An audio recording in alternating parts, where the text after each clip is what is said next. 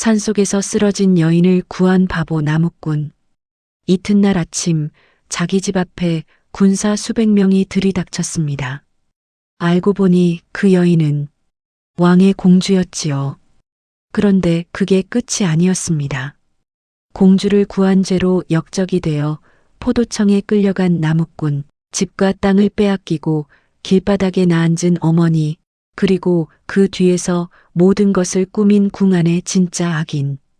과연 세상 물정 모르는 바보 나무꾼과 참는 것도 한계에 다다른 공주는 이 모든 것을 뒤집을 수 있을까요?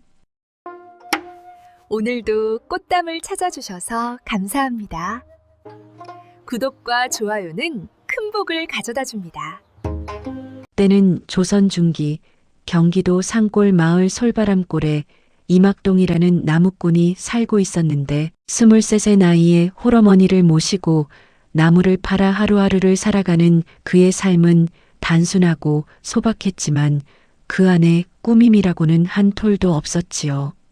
키가 크고 어깨가 떡 벌어진 데다 얼굴도 제법 훤칠했는데 정작 본인은 그런 것에 아무 관심이 없었고 오직 도끼 하나와 새끼줄 몇 다발만 있으면 하루가 충분한 사람이었습니다.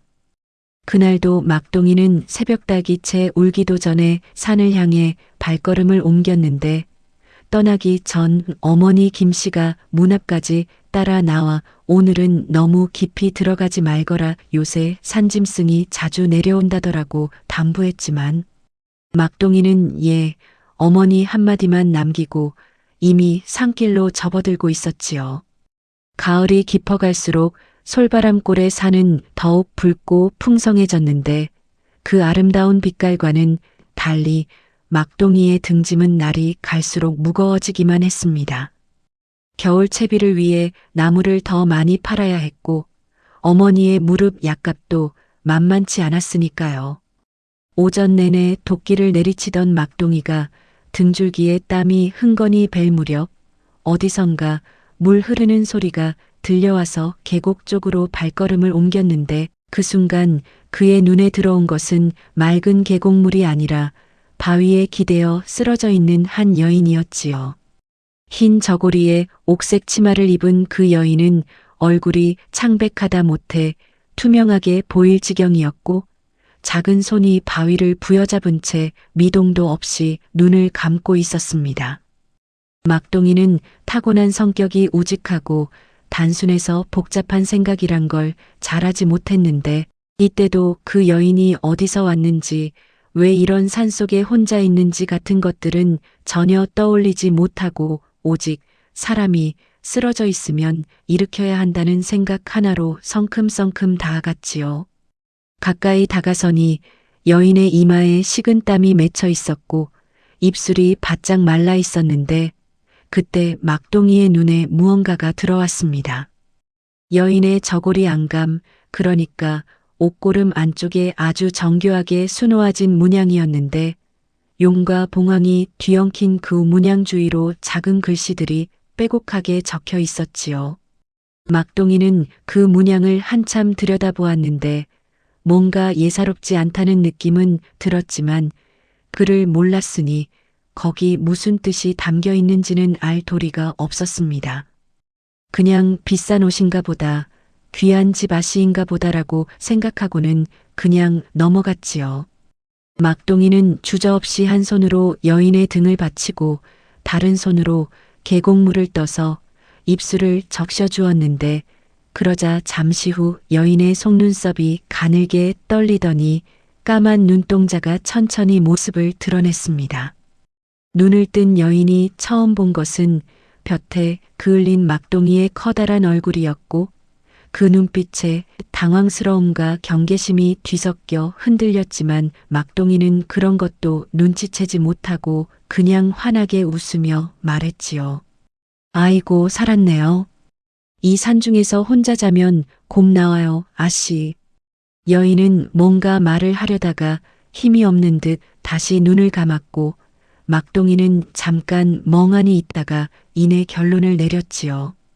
여인을 이 자리에 두고 갈 수는 없으니 일단 자기 집으로 데려가는 것이 최선이라는 단순한 판단이었는데 오전 내내 찍어둔 나무단을 한쪽에 잘 묶어 세워두고는 여인을 조심스럽게 등에 업었습니다. 나무를 하루에도 몇 단씩 나르던 등짝이었으니 가녀린 여인 하나쯤은 깃털처럼 가벼웠는데 이상하게도 등에 닿는 여인의 손이 어찌나 고운지 거칠디 거친 자신의 손과 비교가 되어 잠깐 묘한 기분이 들었지요. 2시간 걸리는 산길을 막동이는 1시간 만에 내려왔는데 그 길 내내 혼자 중얼거렸습니다. 겨울도 아닌데 왜 산에서 쓰러졌을꼬? 근데 이 오단에 뭔가 이상한 그림이 있던데. 에이, 모르겠다. 일단 어머니한테 가자. 막동이 집 마당으로 들어서자 부엌에서 나무를 다듬던 김씨가 나오다가 아들 등에 업힌 낯선 여인을 보고는 눈이 동그래졌지요. 잠시 후 김씨의 입에서 나온 말은 이 녀석아 산에서 나무를 해와야지 사람을 해오냐였고, 그래도 여인을 방 안으로 들이고 이불을 덮어주는 것은 가장 먼저 했습니다. 따뜻한 방 안에 누인 여인의 얼굴에 서서히 혈색이 돌아왔는데 김씨가 끓여온 생강차 한 사발을 받아 마신 여인이 드디어 또렷한 눈빛으로 두 사람을 번갈아 보며 조용히 입을 열었지요. 은혜를 입었군요. 저는 이 세령이라 합니다. 성도 제대로 말하지 않은 채 이름만 밝힌 것이 마음에 걸렸지만 막동이는 그런 것을 따질 사람이 아니었습니다. 그저 씩 웃으며 저는 이막동이요. 반갑소이다 세령 아씨하고 답했는데 세령의 눈에 아주 잠깐 누구도 눈치채지 못할 만큼 짧게 무언가 따뜻한 빛이 스쳐 지나갔지요. 궁에서 태어나 궁에서 자란 20살의 세령이 그토록 오래 바라던 것은 거창한 것이 아니었는데 그것은 그저 신분도 예의도 격식도 없이 그냥 한 사람으로 불리는 일이었습니다.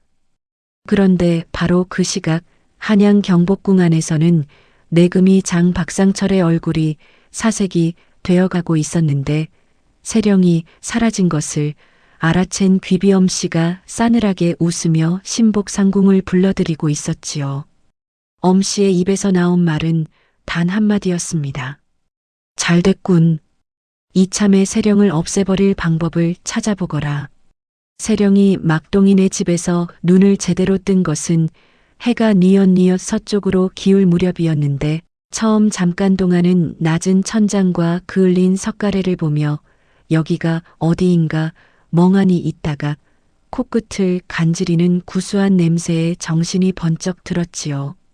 궁궐의 수라간에서는 맡아본 적 없는 냄새였는데 된장을 팔팔 끓이면서 거기에 호박과 두부를 넣고 파를 썰어 넣는 투박하고 소박하지만 어딘가 사람 사는 냄새가 진하게 배어있는 그런 냄새였습니다. 김씨가 소반에 저녁상을 차려들고 왔는데 흰 쌀밥에 된장찌개, 깍두기 한 보시기, 시래기 나물이 전부인 소각한 상이었지요. 궁에서라면 수라상에 12첩 반찬이 올라오고 상궁들이 좌우에서 시중을 드는 것이 당연한 일이었지만 세령은 그 초라한 소반을 받아들고 묘하게 가슴이 두근거렸습니다. 숟가락을 들어 된장찌개를 한술 떠서 입에 넣는 순간 세령의 눈이 살짝 커졌는데 짜고 구수하고 뜨거운 것이 목구멍을 타고 넘어가면서 어찌나 진하고 따뜻한지 눈물이 날 것 같은 기분이 들었지요. 맛이 없어요? 입에 안 맞으면 말해요. 뭐 다른 거 해줄게. 문 밖에서 머뭇머뭇하던 막동이가 고개를 들이밀며 물었는데 세령이 말없이 밥을 먹고 있으니 맛이 없는 줄 알고 걱정이 된 것이었지요. 세령은 고개를 들어 막동이를 보다가 그 투박하고 꾸밈 없는 얼굴에 진심 어린 걱정이 담겨 있는 것을 보고는 저도 모르게 피식 웃음이 나왔습니다. 아니요, 맛있어요. 생전 처음 먹어보는 맛인데 이상하게 자꾸 먹게 되네요. 생전 처음이요? 된장찌개를요? 막동이가 눈을 동그랗게 뜨며 놀라자 세령은 말을 잘못했다는 것을 깨닫고 얼른 제가 평소에 입맛이 까다로워서 잘 안 먹었어요 라고 둘러댔는데 막동이는 그 말을 그대로 받아들이고는 그럼 다행이네요. 우리 어머니 된장찌개가 우리 마을에서 제일이거든요 하고 자랑스럽게 말했지요. 그 모습이 어찌나 순박한지 세령은 또 한 번 웃음을 참아야 했습니다. 저녁을 다 먹고 김 씨와 이런저런 이야기를 나누는 사이 마당에서는 막동이가 내일 팔 나무단을 정리하는 소리가 규칙적으로 들려왔는데 세령이 창호지 문 너머로 달빛 아래 묵묵히 일하는 막동이의 뒷모습을 바라보다가 김 씨가 나지막하게 말했지요. 우리 막동이가 좀 모자란 것 같아 보여도 마음만큼은 이 세상 누구보다 따뜻한 아이예요. 세령이 그 말에 조용히 고개를 끄덕이며 막동이의 뒷모습을 다시 바라보았는데 궁에서 만나는 사람들은 하나같이 말을 고르고 행동을 다듬으며 속을 감추기에 바빴는데 저렇게 아무것도 숨기지 않고 그냥 자기 자신인 사람은 처음 보는 것 같았습니다. 그런데 바로 다음 날 아침이었지요.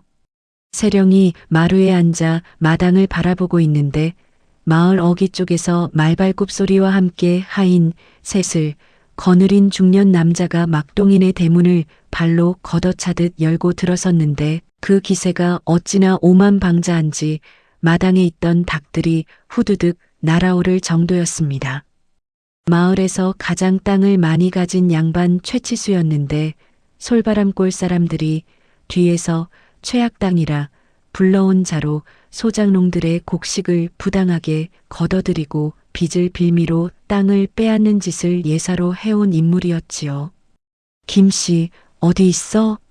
빨리 나와봐. 부엌에서 아침을 준비하던 김씨가 손을 닦으며 나왔는데 최치수를 보는 순간 얼굴이 굳어졌습니다. 최치수가 하인을 시켜 문서 하나를 펼쳐 보이며 거드름을 피웠지요. 김씨, 지난 봄에 내 곡식 한 섬 빌렸지? 이자가 붙어서 5섬이 됐으니 이번 달 안으로 갚아. 아니, 한 섬 빌렸는데 어찌 5섬이 됩니까? 그건 너무하지 않소? 김씨가 항의하자 최치수가 비웃으며 문서를 흔들었지요. 내 장부에 이렇게 적혀 있으니 이렇게 된 거야. 글을 알아? 여기 똑똑히 적혀 있잖아. 글을 모르는 김씨는 그 문서에 뭐라고 쓰여 있는지 알 수 없었고 최치수의 하인들이 김씨를 에워싸듯 서 있는 통에 꼼짝도 못했습니다. 최치수가 마당을 한번 둘러보더니 눈이 번뜩이며 말을 이었지요. 그리고 김씨, 이 집이랑 뒷마당 텃밭, 그거 원래 내 땅이었다는 거 알지? 예전에 내 남편이 빌린 거였는데 이제 기한이 다 됐어. 5섬 못 갚으면 이 집이랑 땅을 내놔.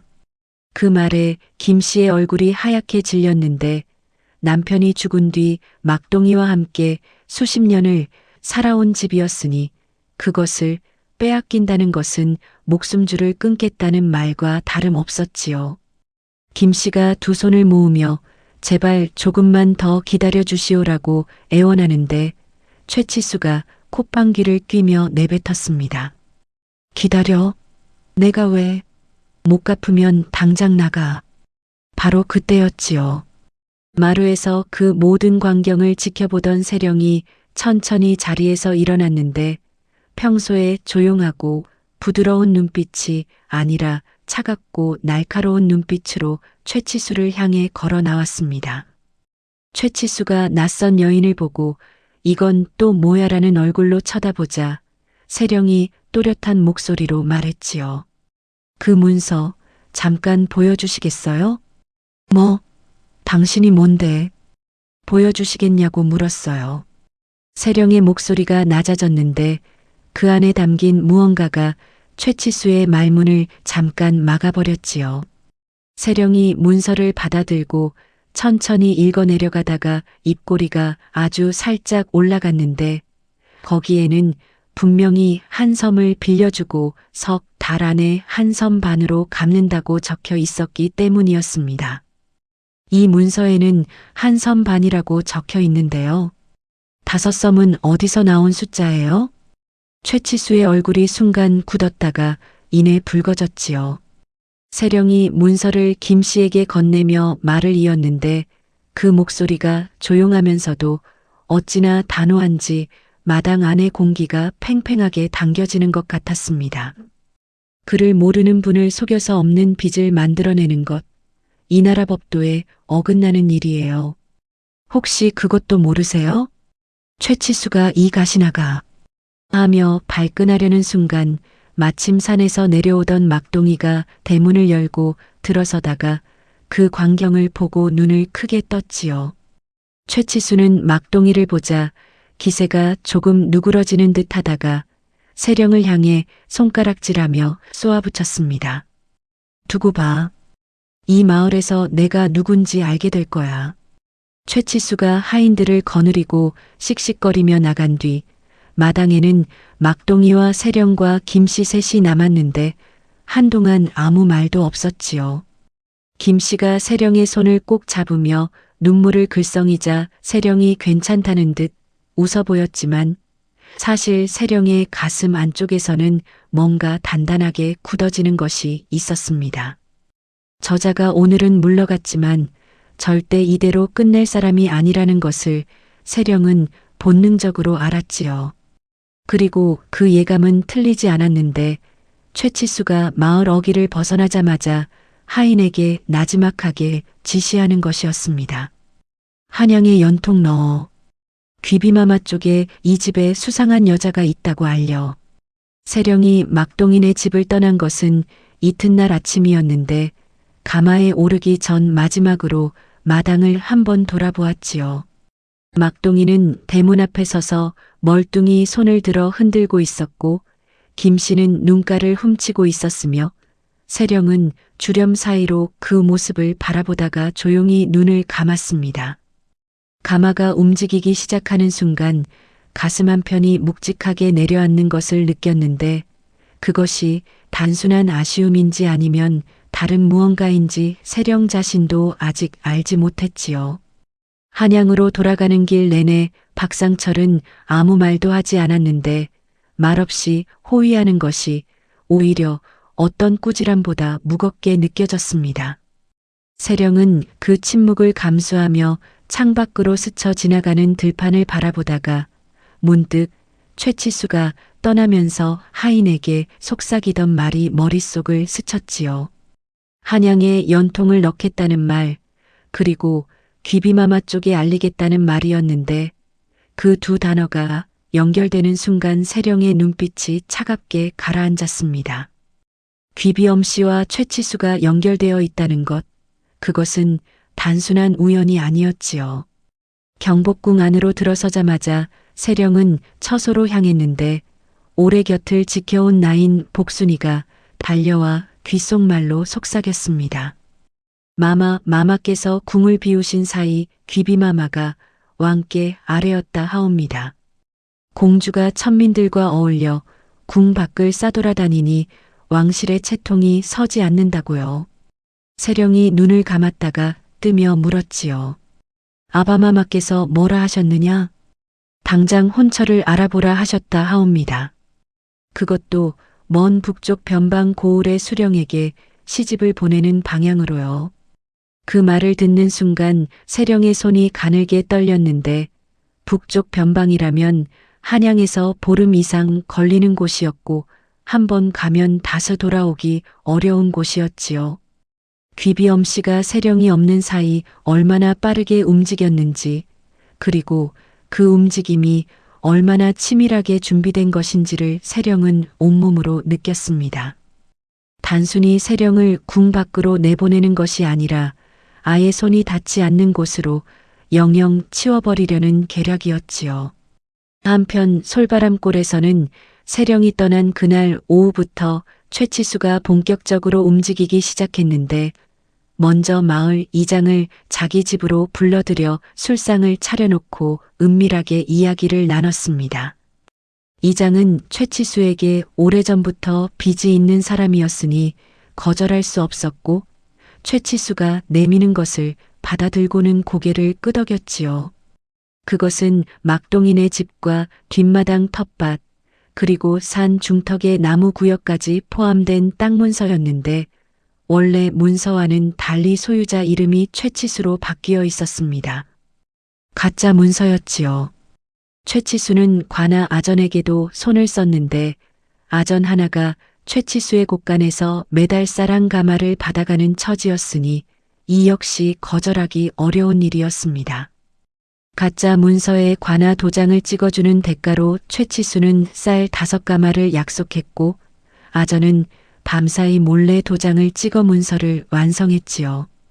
이제 이 문서만 있으면 막동인의 집과 땅은 법적으로 최치수의 것이 되는 셈이었는데 막동이가 그를 모른다는 것을 최치수는 너무나 잘 알고 있었습니다. 그러나 최치수의 계략은 거기서 끝이 아니었지요. 하인을 통해 한양으로 보낸 서찰이 귀비엄 씨의 신복상궁 가비에게 전달되었는데 거기에는 이런 내용이 적혀 있었습니다. 마마께서 찾으시는 공주마마의 행방을 알았사옵니다. 솔바람골 나무꾼 이막동의 집에서 하룻밤을 머무셨는데 그 나무꾼이 공주마마를 꼬드겨 감언이설로 붙잡아 두었다는 마을 사람들의 증언이 있사옵니다. 물론 새빨간 거짓말이었지요.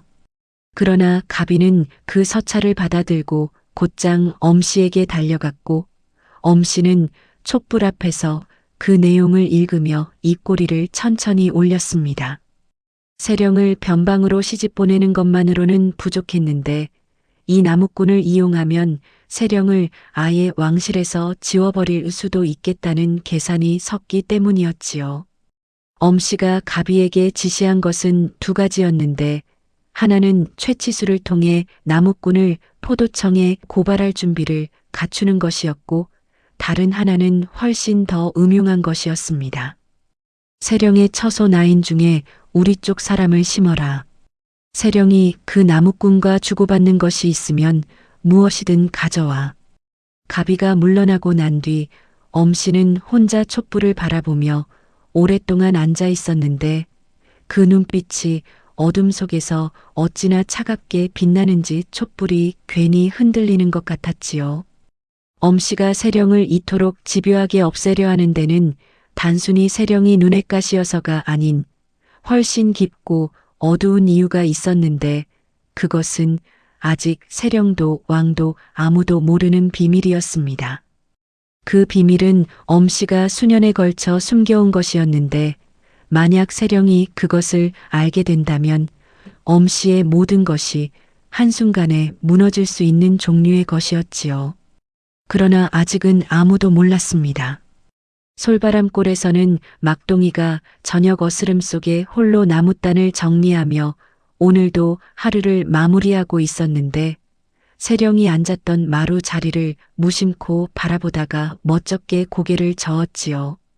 어머니 김씨가 부엌에서 저녁을 차리며 혼자 중얼거리는 소리가 들렸습니다. 참 이상한 아씨였어. 된장찌개를 처음 먹어본다 하고 손은 또 어찌나 고운지. 보통 아씨가 아닌데. 막동이는 그 말을 흘려들으며 도끼를 내려놓았는데 문득 여인의 저고리 안감에서 보았던 그 문양이 다시 떠올랐지요. 용과 봉황이 뒤엉킨 그 문양, 그리고 그 옆에 빼곡하게 적힌 글씨들. 막동이는 한참을 그 기억을 들여다보다가 이내 고개를 저었습니다. 에이, 뭐 그냥 귀한 집 옷이겠지. 그러나 그 문양은 이 나라에서 딱 한 곳에서만 쓰이는 것이었는데 그것이 바로 왕실 직속 어이 처방전에 찍히는 왕실 인장 문양이라는 것을 그를 모르는 막동이가 알 리 없었지요. 알았다면 그날 밤 잠을 이루지 못했을 것이었지만 막동이는 언제나처럼 드러눕자마자 코를 골며 깊이 잠들었습니다. 세상 모르는 잠이었지요. 하지만 그 잠도 오래가지 못할 것이었는데 한양에서 출발한 음모의 수레바퀴가 이미 솔바람골을 향해 굴러오기 시작했기 때문이었습니다. 최치수가 포졸들을 앞세우고 막동인의 집에 들이닥친 것은 세령이 떠난 지 사흘째 되는 날 새벽이었는데 달기채 울기도 전에 대문을 발로 걷어차듯 두드리는 소리에 막동이가 눈을 비비며 나왔지요. 문을 열자마자 횃불을 든 포졸 5명이 마당으로 쏟아져 들어왔고 그 뒤로 최치수가 두 손을 뒤로 모은 채 느긋하게 걸어 들어오며 입꼬리를 올렸습니다. 이막동, 포도청에서 너를 소환하는 명이 떨어졌다. 순순히 따라오너라. 막동이가 영문을 몰라 무슨 일로 그러십니까? 하고 물었지만 포졸들은 대답 대신 양팔을 붙잡았고 그 소리에 놀라 뛰쳐나온 김씨가 이게 무슨 짓이냐, 내 아들이 무슨 죄를 지었다고 하며 달려들었지요. 포졸 하나가 김씨를 거칠게 밀쳐내며 문서 하나를 내밀었는데 옆에서 돌쇠가 그 내용을 읽어주자 막동이의 눈이 크게 벌어졌습니다. 거기에는 이렇게 적혀 있었지요. 왕실 공주를 감언이설로 유인하여 불법으로 감금하고 겁박한 혐의. 겁박이라니 내가 그 아씨를 구했는데 그게 어찌 겁박이 됩니까? 막동이가 목소리를 높였지만 포졸들은 이미 그의 양팔을 밧줄로 묶기 시작했고 최치수는 뒤에서 팔짱을 낀 채 구경하듯 서 있었지요. 그런데 최치수가 거기서 멈추지 않았습니다. 품에서 두툼한 문서 하나를 꺼내 막동이의 눈앞에 펼쳐 보이며 말했지요. 그리고 이것 봐라. 이 집이랑 뒷마당, 산 중턱 나무 구역까지 전부 내 땅이라는 문서야. 관아 도장까지 찍혀 있으니 이제 법적으로 내 것이다. 오늘 중으로 짐 싸서 나가. 김씨가 그 문서를 보고는 두 다리에 힘이 풀렸는지 그 자리에 주저앉으며 이게 무슨 소리냐? 우리가 수십 년을 살아온 집인데 하고 외쳤는데 최치수는 콧방귀를 뀌며 하인들에게 손짓했지요.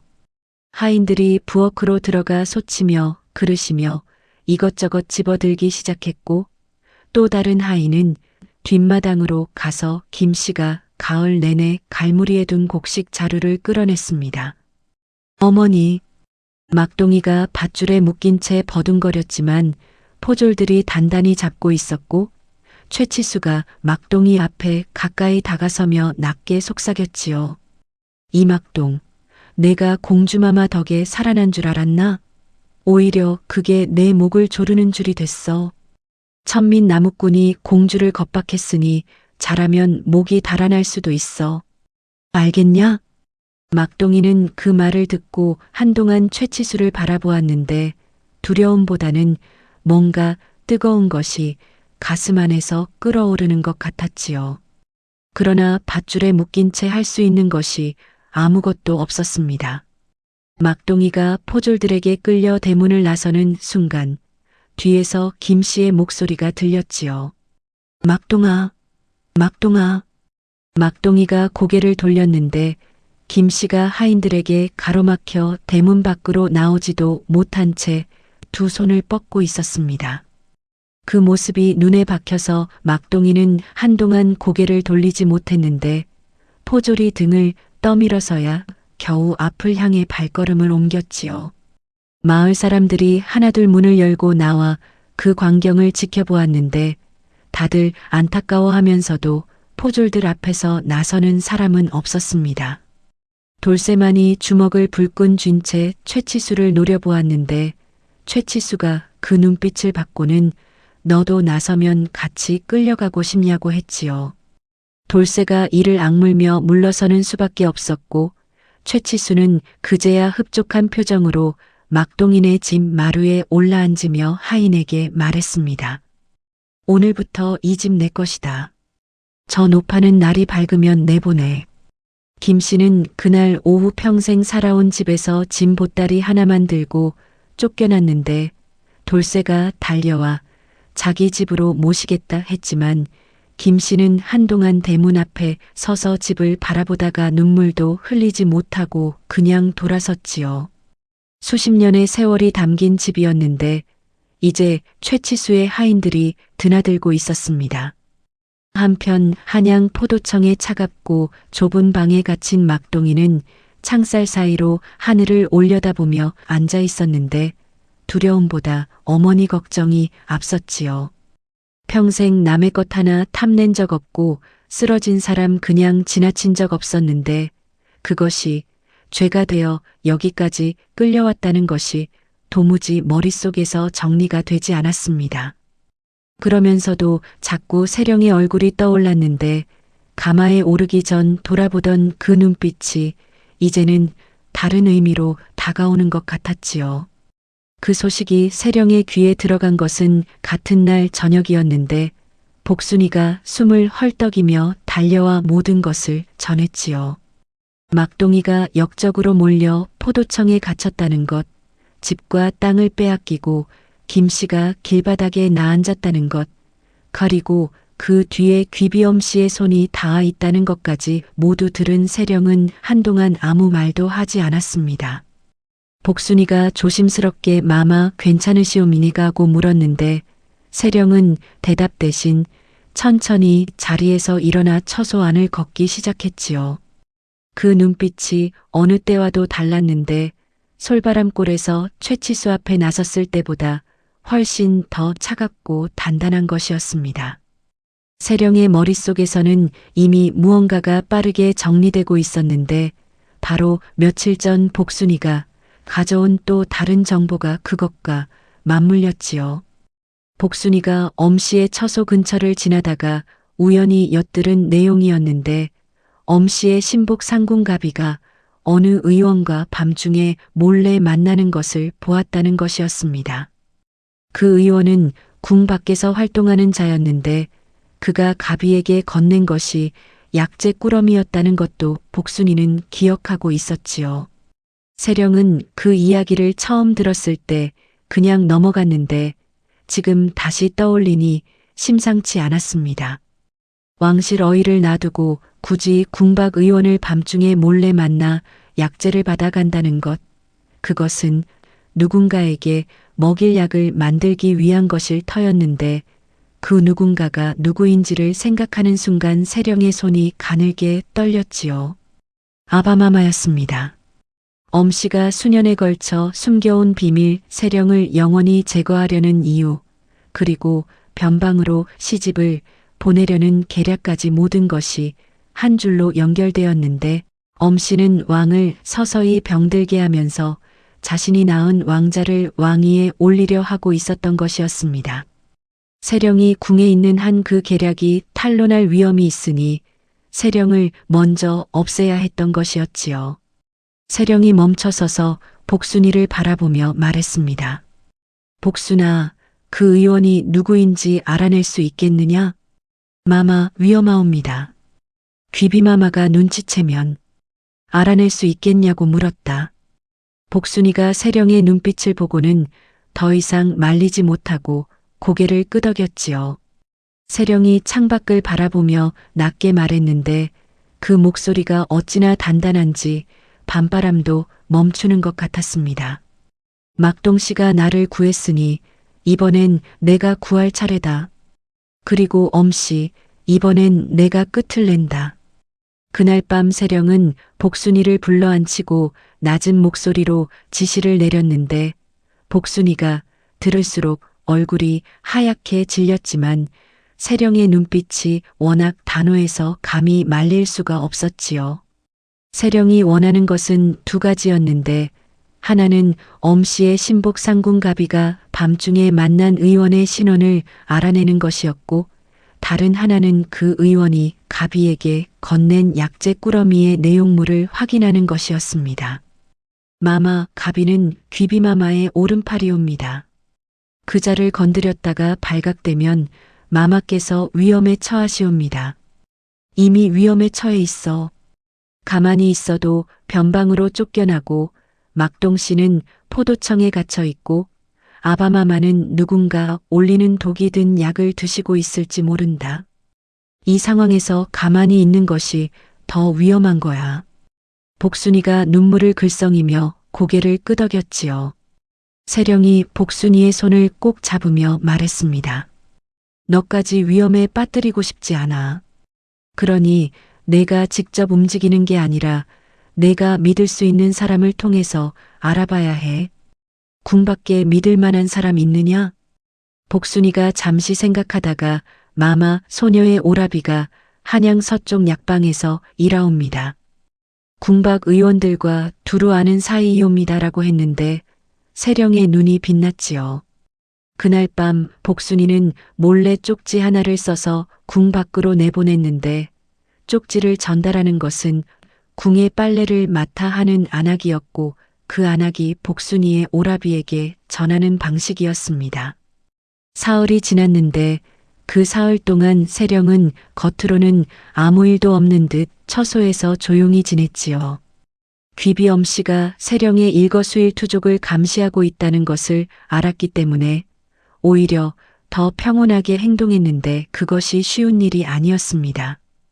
포도청에 갇힌 막둥이 생각, 길바닥에 나앉은 김씨 생각이 자꾸 머릿속을 파고들었지만 세령은 이를 악물고 버텼지요. 사흘째 되는 밤 복순이가 달려왔는데 얼굴이 상기되어 있었습니다. 마마, 오라비가 알아냈사옵니다. 가비가 밤중에 만난 의원은 한양 북쪽 골목에 있는 무허가 약방을 운영하는 자로 원래 궁궐 어의 출신인데 10년 전 독약을 잘못 조제한 죄로 쫓겨난 자라 하옵니다. 세령이 눈을 빛내며 물었지요. 약재 꾸러미 내용물은? 오라비가 그 의원과 아는 사람을 통해 수소문했는데 마마, 부자와 초우가 들어간 혼합 약재라 하옵니다. 세령의 얼굴이 굳었는데 부자와 초우는 제대로 쓰면 약이 되지만 양을 조금만 잘못 맞춰도 사람을 서서히 죽이는 독이 되는 약재였지요. 특히 매일 조금씩 꾸준히 먹이면 몸이 점점 쇠약해지면서도 겉으로는 단순한 병처럼 보인다는 것이 세령의 머릿속을 스쳤는데 아바마마께서 지난 반년 사이 부쩍 기력이 떨어지셨다는 것이 떠올랐습니다. 어이들은 과로와 노안이라 했지만 이제 그것이 과로가 아닐 수도 있다는 생각이 들었지요. 증거가 있느냐? 그 약재를 엄씨가 지시했다는 증거. 오라비가 더 알아보았는데 그 의원이 가비에게 약재를 건네는 것을 목격한 사람이 있다 하옵니다. 그 골목 어귀에서 엿장수를 하는 노인인데 달빛 아래서 가비의 얼굴을 똑똑히 보았다 하옵니다. 세령이 잠시 눈을 감았다가 뜨며 말했습니다. 그 노인을 데려올 수 있겠느냐? 마마, 그것은 궁 밖에서 민간인을 데려오는 것이라 쉽지 않사옵니다. 데려오는 게 아니라 진술서를 받아오는 거야. 그 노인이 본 것을 글로 써서 도장을 찍어오면 돼. 복순이가 다시 오라비에게 연통을 넣었는데 이번에는 하루 만에 답이 왔지요. 엿장수 노인이 처음에는 겁을 먹고 거절했지만 복순이의 오라비가 귀비마마의 손이 닿은 일이니 진술해주지 않으면 결국 죄 없는 사람들이 죽게 된다고 설득하자 노인이 떨리는 손으로 진술서를 써주었다는 것이었습니다. 그런데 바로 그날 밤 예상치 못한 일이 벌어졌는데 세령의 처소에 새로 들어온 나인 하나가 가비에게 달려간 것이었지요. 엄씨가 심어놓은 첩자였는데 세령이 복순이와 나눈 이야기의 일부를 엿들었던 것이었습니다. 가비가 그 나인에게서 보고를 받는 순간 표정이 굳어졌고 곧장 엄씨에게 달려갔지요. 마마, 공주마마가 증거를 모으고 있는 것 같사옵니다. 엄씨가 촛불 앞에서 천천히 일어서며 말했는데 그 목소리가 어찌나 차가운지 가비가 저도 모르게 몸을 움츠렸습니다. 세령이 증거를 손에 넣기 전에 그 의원을 없애버려라. 그리고 엿장수 노인도. 가비가 물러나려는데 엄씨가 다시 불러 세우며 말했지요. 그리고 세령의 처소에 불을 질러라. 오늘 밤 가비의 눈이 크게 벌어졌는데 그것은 단순한 위협이 아니라 진짜로 세령을 없애겠다는 말이었기 때문이었지요. 가비가 마마, 그것은 너무 위험한 하고 말하려 했지만 엄씨의 눈빛이 그 말을 잘라버렸습니다. 내가 언제 2번 말하더냐. 그 시각 세령은 처소에서 복순이와 함께 증거를 정리하고 있었는데 창밖에서 바람이 세차게 불었지요. 복순이가 갑자기 코를 킁킁거리더니 자리에서 일어났습니다. 마마, 연기 냄새가 나옵니다. 세령이 벌떡 일어나 창문을 열었는데 처소 뒤편 행각 쪽에서 시뻘건 불길이 피어오르고 있었지요. 불은 바람을 타고 빠르게 번지고 있었는데 처소로 이어지는 방향이었습니다. 복순이가 비명을 지르려 하자 세령이 손으로 막으며 낮게 말했지요. 소리 지르지 마. 침착하게 움직여야 해. 세령이 가장 먼저 한 것은 비명을 지르는 것도 도망치는 것도 아니었는데 책상 위에 정리해둔 증거들, 엿장수 노인의 진술서와 약재 기록을 품 안에 단단히 집어넣은 것이었지요. 그리고 나서야 복순이의 손을 잡고 처소 문을 열었습니다. 복도로 나서자 이미 궁녀들이 우왕좌왕하고 있었는데 세령은 그 혼란 속에서 오히려 또렷하게 눈을 빛내며 상황을 파악했지요. 불은 처소 뒤편에서 시작되었는데 바람 방향으로 보아 앞쪽 출입구 쪽은 아직 안전했습니다. 세령이 복순이를 이끌고 앞쪽으로 빠져나오는데 저 멀리서 박상철이 군사들을 이끌고 달려오는 것이 보였지요. 불은 결국 행각 한 채를 태우고 꺼졌는데 다행히 사람이 다치지는 않았습니다.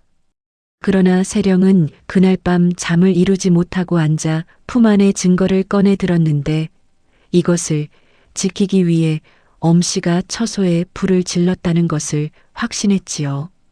그리고 동시에 확신한 것이 또 하나 있었는데 엄씨가 이미 세령이 증거를 모으고 있다는 것을 알았다는 뜻이기도 했습니다.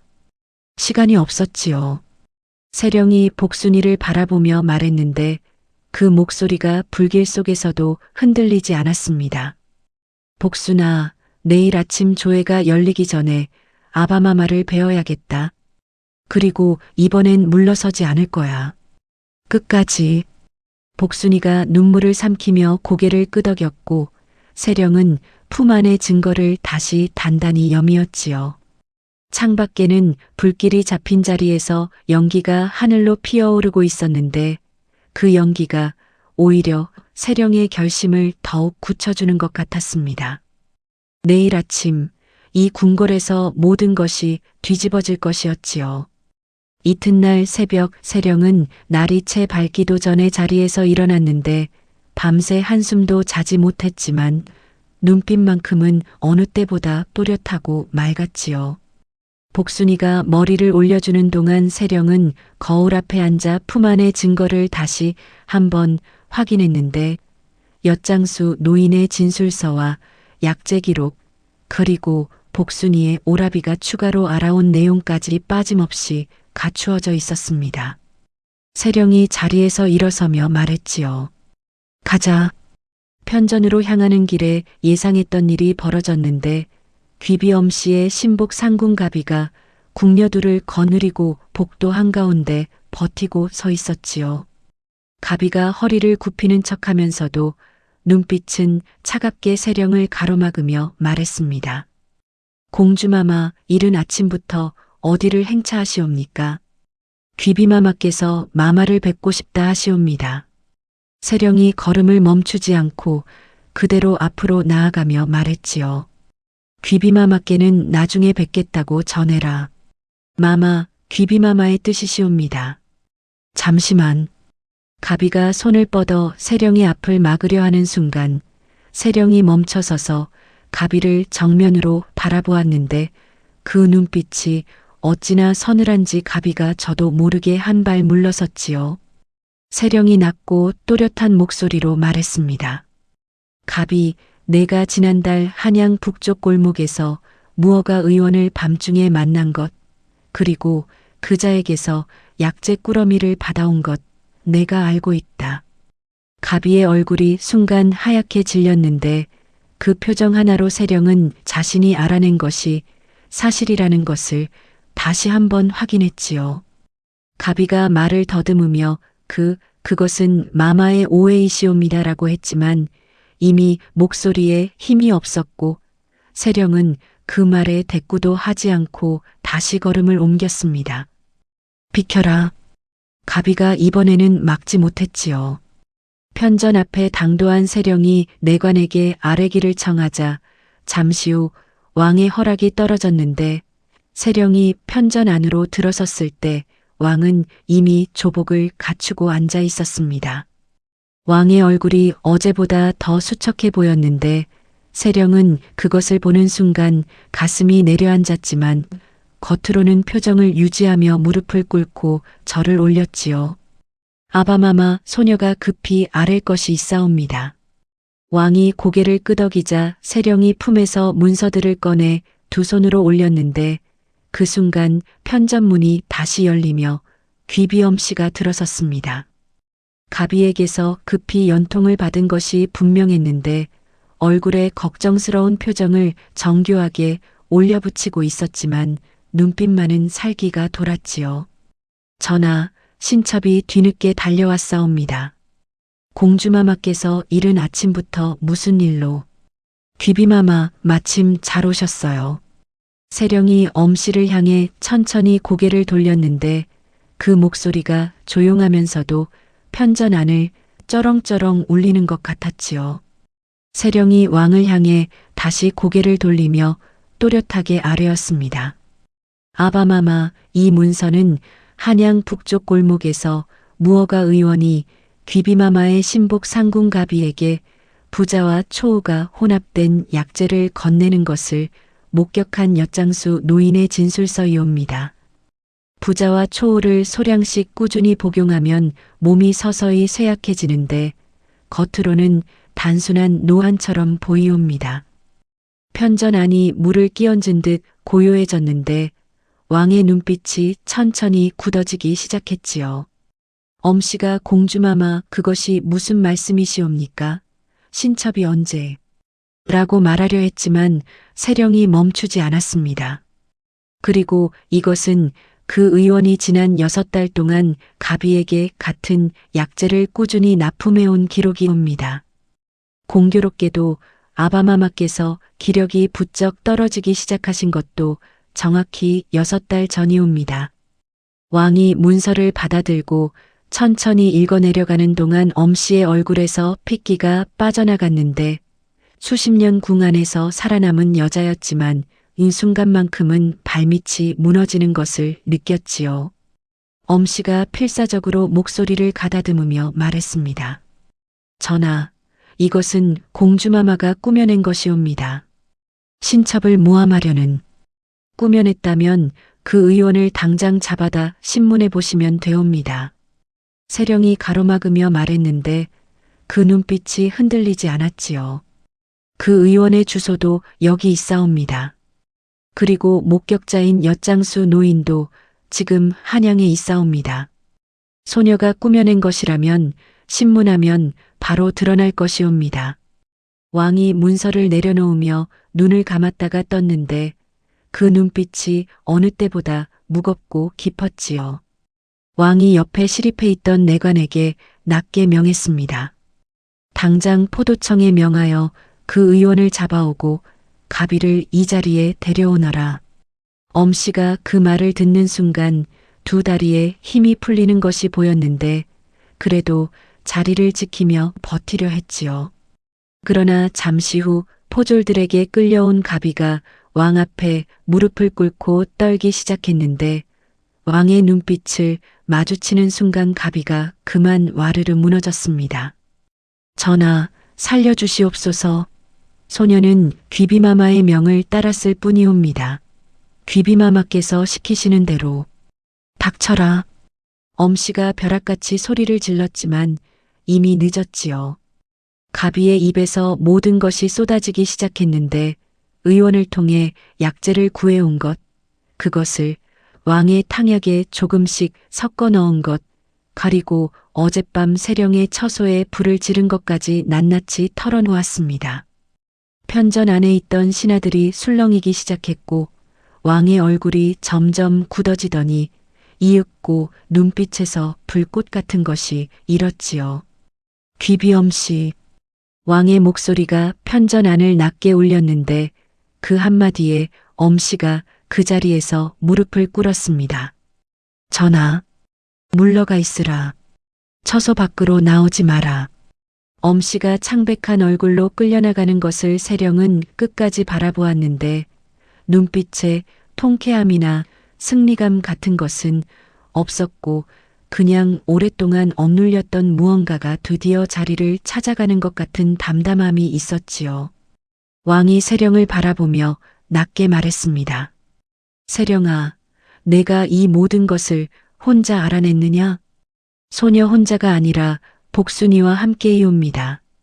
그리고 세령이 잠시 멈추었다가 말을 이었지요. 아바마마 한 가지만 더 아뢰어도 되겠사옵니까? 왕이 고개를 끄덕이자 세령이 똑바로 무릎을 꿇으며 말했습니다. 포도청에 이막동이라는 나무꾼이 갇혀 있사옵니다. 소녀를 구한 죄로 역적이 된 사람이옵니다. 지금 당장 풀어주시옵소서. 왕이 잠시 딸을 바라보다가 내관에게 눈짓을 했는데 그것으로 충분했지요. 세령이 편전을 나서는 길에 복순이가 달려와 귓속말로 전했습니다. 마마, 석방명이 내려졌다 하옵니다. 세령이 걸음을 멈추지 않고 말했는데 그 목소리가 처음으로 가볍게 떨렸지요. 포도청으로 가자. 내가 직접 데려올 거야. 세령이 나인들의 만류를 뿌리치고 포도청으로 향하는 길에 사람들이 길을 비켰는데 공주가 직접 포도청으로 걸어가는 것을 본 한양 사람들이 수군거렸지요.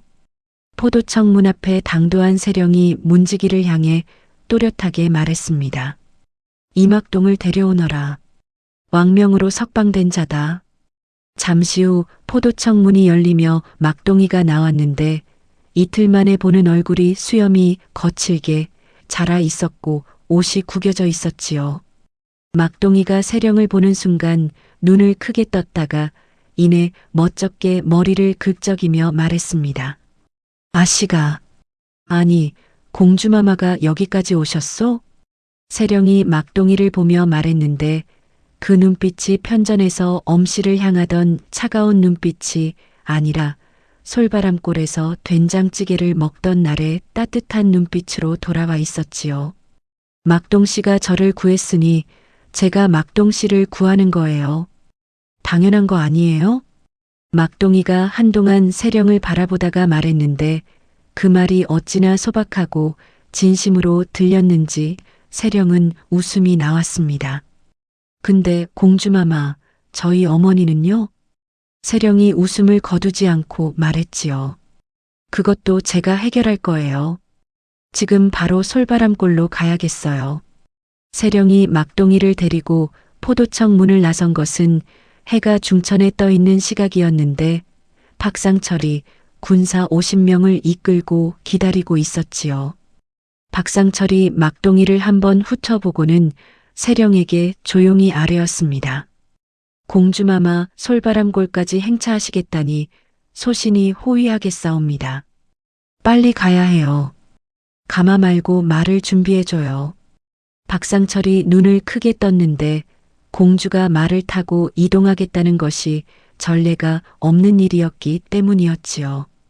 그러나 세령의 눈빛을 보고는 더 이상 말리지 못하고 고개를 끄덕였습니다. 막동이가 옆에서 공주마마 말 잘 타시오?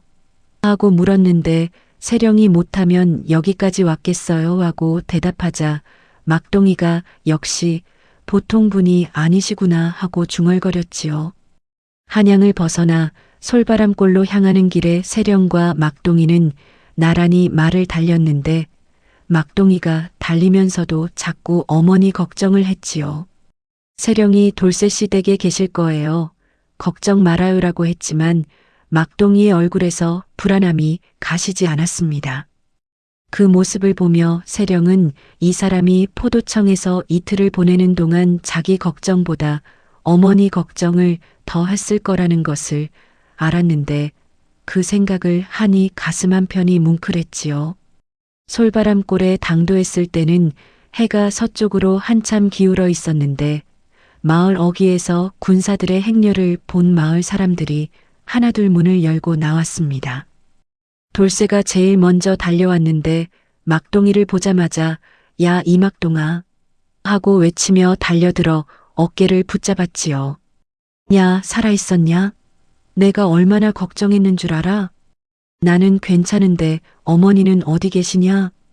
돌쇠가 자기 집 쪽을 가리키며 우리 어머니랑 같이 계셔라고 했는데 그 말이 채 끝나기도 전에 막동이가 말에서 뛰어내려 달리기 시작했지요. 세령도 말에서 내려 그 뒤를 따랐는데 돌쇠네 집 마당으로 들어서자 마루에 앉아 멍하니 허공을 바라보던 김씨가 막동이를 보고는 그 자리에서 일어나지도 못하고 두 손을 뻗었습니다. 막동아. 막동이가 달려가 어머니 앞에 무릎을 꿇으며 두 손을 꼭 잡았는데 김씨의 눈에서 눈물이 쏟아졌지요. 막동이도 눈가가 붉어졌는데 그래도 어머니, 저 괜찮아요. 울지 마세요라고 했습니다. 세령이 마당 입구에서 그 모습을 바라보다가 조용히 눈을 돌렸는데 눈시울이 뜨거워지는 것을 들키고 싶지 않았기 때문이었지요. 김씨가 눈물을 훔치다가 세령을 발견하고는 눈을 크게 떴습니다. 아이고, 공주마마께서. 김씨가 일어서려 하자 세령이 얼른 다가가 손을 잡으며 말했지요. 어머님, 그냥 앉아 계세요. 제가 인사드려야지요. 김씨가 세령의 손을 꼭 쥐며 울먹였는데 말이 나오지 않는 듯 그냥 고개만 끄덕였습니다. 세령이 김씨의 손을 잡은 채 말했지요. 어머님, 집으로 돌아가실 수 있어요. 오늘 안으로요. 김씨와 막동이가 동시에 세령을 바라보았는데 세령이 박상철에게 눈짓을 하자 박상철이 앞으로 나서며 말했습니다. 최치수를 잡아오너라. 군사들이 움직이기 시작했고 마을 사람들이 그 광경을 지켜보았는데 다들 숨을 죽이고 있었지요. 최치수가 막동인의 집을 차지하고 앉아 하인들에게 이것저것 지시하고 있던 참이었는데 갑자기 마당으로 쏟아져 들어오는 군사들을 보고는 얼굴이 새하얗게 질렸습니다. 이게 무슨... 박상철이 최치수 앞에 서서 왕명을 담은 문서를 펼쳐 보이며 말했지요. 최치수, 왕명이다. 관아 아전을 매수하여 거짓 문서를 꾸미고 무고한 백성의 재산을 강탈한 죄, 그리고 귀비엄 씨와 공모하여 왕실 공주를 해하려 한 죄로 너를 체포한다. 최치수가 발버둥치며 이건 말도 안 돼. 내가 언제 그랬어. 억울하다고. 라고 외쳤는데 포졸들이 이미 양팔을 단단히 잡고 있었지요. 마을 사람들이 하나둘 몰려나와 그 광경을 지켜보는데 수십 년 동안 최치수에게 땅을 빼앗기고 곡식을 뜯기고 온갖 수모를 당해온 사람들이었습니다. 돌쇠가 팔짱을 끼고 서서 최치수를 내려다보며 말했지요. 최악당, 이제 끝났네. 최치수가 끌려나가면서 세령을 향해 눈을 부라렸는데 공주마마가 이럴 수가 있소? 내가 무슨 죄를 졌다고? 라고 외쳤지요. 세령이 그 앞에 서서 또렷하게 말했습니다. 그를 모르는 어머님을 속여 거짓 장부로 곡식을 뜯어낸 것, 가짜 땅 문서로 남의 집을 빼앗은 것, 무고한 사람을 역적으로 몰아 포도청에 집어넣은 것, 그것이 죄가 아니면 뭐가 죄예요? 최치수가 더 이상 말을 잇지 못하고 끌려갔는데 마을 사람들 사이에서 박수 소리가 터져 나왔지요. 처음에는 하나 둘이었다가 이내 마을 전체가 손뼉을 치는 소리가 솔바람골을 가득 채웠습니다. 수십 년을 참아온 사람들의 손뼉이었는데 그 소리가 어찌나 큰지 산에서 새들이 후두득 날아오를 정도였지요. 박상철이 관아 아전도 함께 잡아들이라 명했는데 아전은 소식을 듣고 달아나려다가 마을 어귀에서 군사들에게 붙잡혔습니다. 최치수와 아전이 끌려간 뒤 박상철이 가짜 땅 문서를 무효로 하는 왕명 문서를 꺼내 마을 사람들 앞에서 읽었는데 거기에는 최치수가 불법으로 빼앗은 모든 땅과 재산을 원래 주인에게 돌려주라는 내용이 담겨 있었지요. 마을 사람들의 눈에서 눈물이 흘렀는데 최치수에게 빼앗긴 땅을 되찾은 사람들이 하나둘 세령 앞에 엎드렸습니다. 세령이 얼른 일으키며 이러지 마세요라고 했는데 한 할머니가 세령의 손을 잡고 공주마마 고맙습니다. 정말 고맙습니다라고 하자 세령도 더 이상 눈물을 참지 못했지요. 막동이가 그 옆에서 그 광경을 바라보다가 세령에게 조용히 말했는데 그 목소리가 평소보다 낮고 진지했습니다. 공주마마, 나는 공주마마가 이런 분인 줄 몰랐소. 세령이 눈물을 훔치며 막동이를 바라보자 막동이가 말을 이었지요. 산에서 처음 봤을 때는 그냥 쓰러진 아씨인 줄 알았고 된장찌개 먹을 때는 그냥 밥 잘 먹는 아씨인 줄 알았는데 막동이가 잠깐 멈추었다가 말했습니다. 이렇게 대단한 분인 줄은 몰랐소.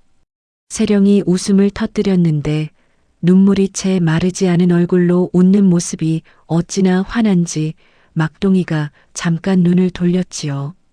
귀끝이 살짝 붉어진 것을 세령은 못 본 척했습니다. 그날 저녁 막동이네 집에서는 김씨가 오랜만에 된장찌개를 끓였는데 집을 돌려받은 기쁨과 아들을 되찾은 안도감이 뒤섞인 손맛이었는지 그날따라 찌개 맛이 유난히 깊고 진했지요. 세령이 뚝배기를 두 손으로 감싸들고 한술 떠먹는데 포도청의 차가운 방과 편전의 팽팽한 공기와 최치수가 끌려가던 장면이 한꺼번에 스쳐 지나갔습니다.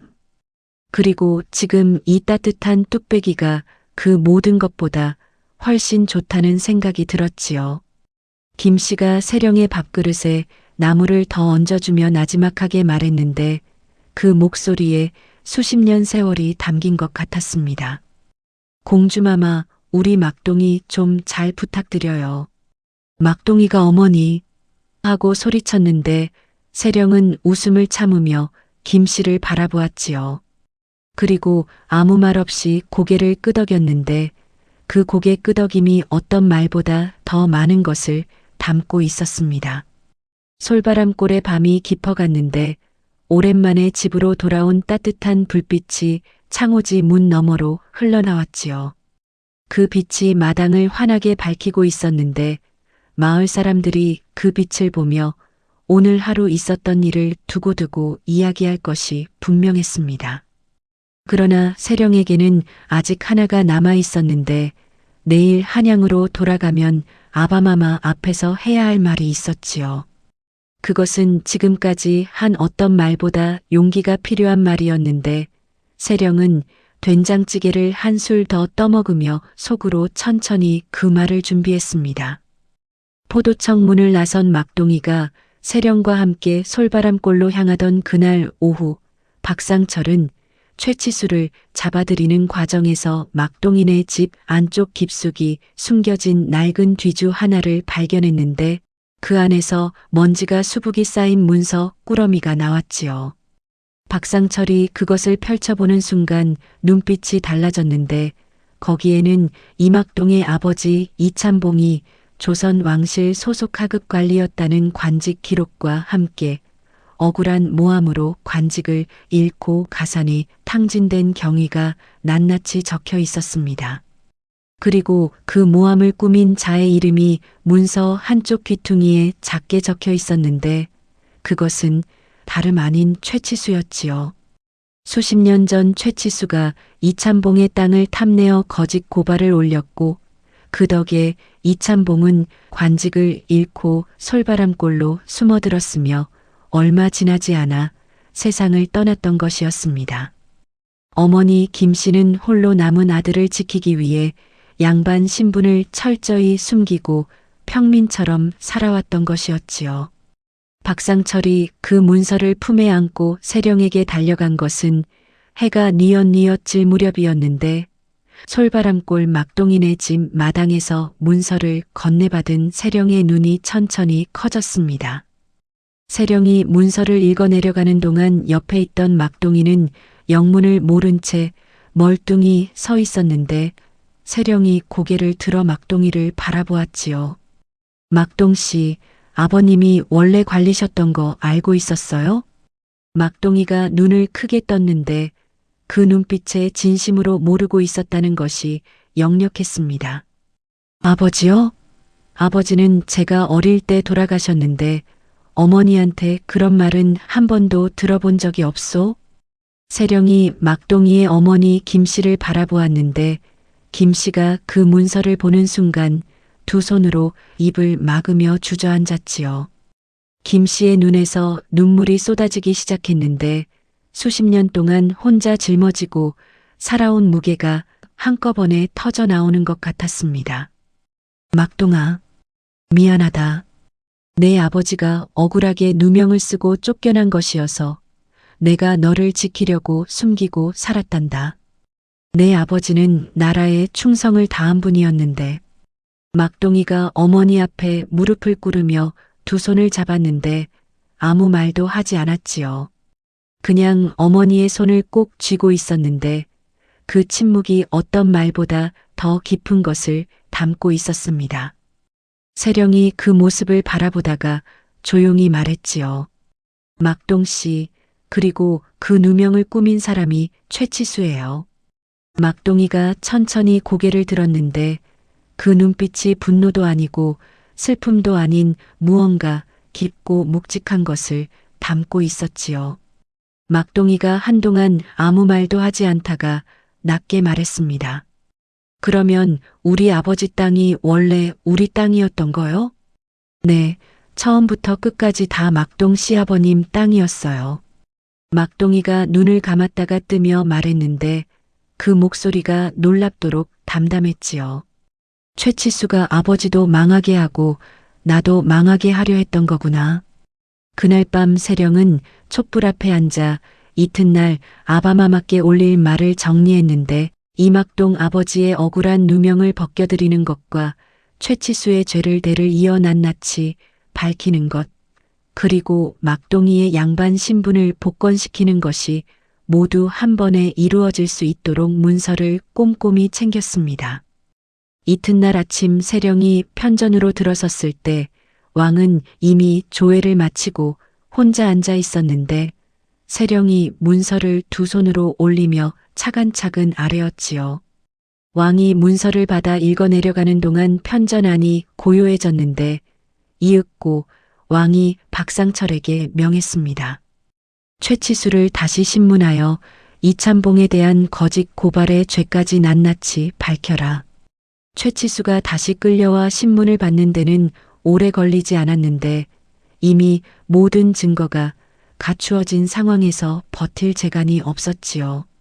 최치수가 수십 년 전 이참봉의 땅을 탐내어 거짓 고발을 올렸다는 것이 밝혀지는 순간 왕의 얼굴에 깊은 노여움이 번졌습니다. 한 사람의 억울함이 대를 이어 그 아들에게까지 미쳤으니 이 죄는 결코 가볍지 않다. 최치수는 전 재산을 몰수당하고 먼 섬으로 유배를 가는 것으로도 모자라 수십 년 전 빼앗은 이참봉의 땅값까지 배로 물어내라는 판결을 받았는데 그 돈은 솔바람골의 최치수에게 땅을 빼앗기고 곡식을 뜯긴 마을 사람들에게 골고루 나누어지게 되었지요. 마을 사람들이 그 소식을 듣고 손뼉을 쳤는데 이번에는 저번보다 훨씬 더 크고 오래된 한이 풀리는 소리였습니다. 왕이 다시 편전으로 막동이를 불러들인 것은 그로부터 한 시즌 후였는데 막동이가 들어서자 왕이 낮고 단호한 목소리로 말했지요. 이막동, 내 아버지 이참봉은 억울한 모함으로 관직을 잃은 충신이었다. 오늘 이 자리에서 그 누명을 공식으로 벗기노라. 그리고 내 양반 신분을 복권하노라. 막동이가 그 말을 듣고 한동안 아무 말도 하지 못했는데 평생 나무꾼으로 살아온 사람이 갑자기 양반이 되었다는 것이 머릿속에서 정리가 되지 않는 것 같았지요. 잠시 후 막동이가 입을 열었는데 그 말이 어찌나 막동이다운지 편전 안에 있던 신하들이 피식 웃음을 참아야 했습니다. 전하, 양반이 되어도 나무는 계속해도 되옵니까? 왕이 잠깐 눈을 깜빡이더니 이내 낮게 웃으며 말했지요. 이제 나무 대신 붓을 들거라. 그리고 왕이 세령을 바라보았는데 세령이 무릎을 꿇으며 고개를 숙였지요. 왕이 말했습니다.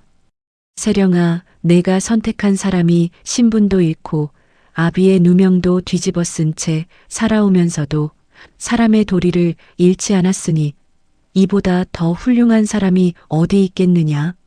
세령이 고개를 들어 아바마마를 바라보았는데 눈물이 차오르는 것을 느꼈지요. 세령의 혼인을 허락하노라. 그 한마디가 떨어지는 순간 세령의 눈에서 눈물이 흘러내렸는데 막동이가 옆에서 당황한 듯 아이고 공주마마 또 우시오라고 했지요. 세령이 웃음과 눈물을 동시에 쏟으며 말했습니다. 기뻐서 우는 거예요. 왕이 그 모습을 바라보다가 조용히 웃었는데 오랫동안 독이 든 탕약으로 쇠약해졌던 얼굴에 생기가 완연히 돌아와 있었지요. 편전 안의 신하들도 이번에는 반대하는 사람이 없었는데 몰락 양반 가문의 복권이라면 조선의 법도에 어긋나지 않았기 때문이었습니다. 소식이 솔바람골에 전해지던 날 돌쇠가 마을 한복판에서 야 막동이 아버지가 원래 양반이었대. 그리고 막동이가 공주마마랑 혼인한대. 라고 외쳤는데 마을 사람들이 하나둘 나와 그 자리에서 웃음꽃을 피웠지요. 김씨는 부엌에서 주저앉아 하늘을 향해 두 손을 모았는데 그 입술이 무언가를 중얼거리고 있었는데 아마도 먼저 간 남편에게 하는 말이었을 것입니다. 이듬해 봄 경복궁 후원의 매화가 한창 피어나던 날 세령과 막동이의 혼례가 치러졌는데 혼례날 아침 막동이가 새 관복 차림으로 거울 앞에 서서 한 말은 여전히 이 옷이 나무하기엔 좀 불편하겠다였고 세령이 웃음을 터뜨리는 바람에 상궁이 비녀를 떨어뜨렸지요. 그날 막동이의 귀끝이 새빨개진 것은 관복이 더워서가 아니라는 것을 세령만 알고 있었습니다.